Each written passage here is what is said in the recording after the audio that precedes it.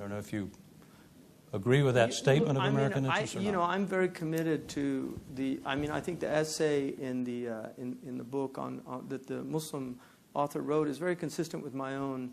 Abdullah Saeed. Yeah, my own views and understandings. I think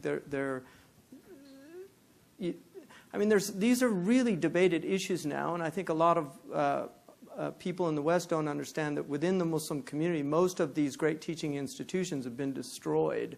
And so really solid intellectual rigor now in the Islamic scholastic tradition is limited to a very few places. Turkey, fortunately, still has very real scholastic tradition. And Turkey, I think, they're really grappling with a lot of these issues. And but I think these have to be solved within the Islamic framework. If they're not, it's going to be it's going to cause, I think, much more harm than good. And that's why I think it's very important in terms of empowering the Muslims themselves.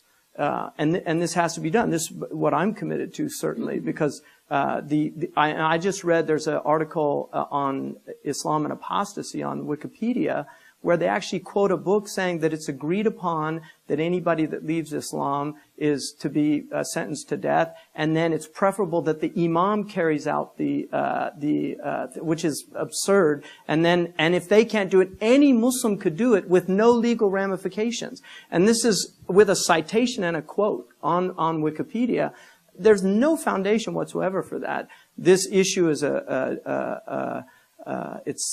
there's disagreement on the issue. There's early scholars that were opposed to it. Rarely were apostasy laws ever implemented historically. This is well known. One of the great poets of Islam, Abu Ala al-Ma'arri, complete atheist naturalist in the line of Lucretius, who was very opposed to religion.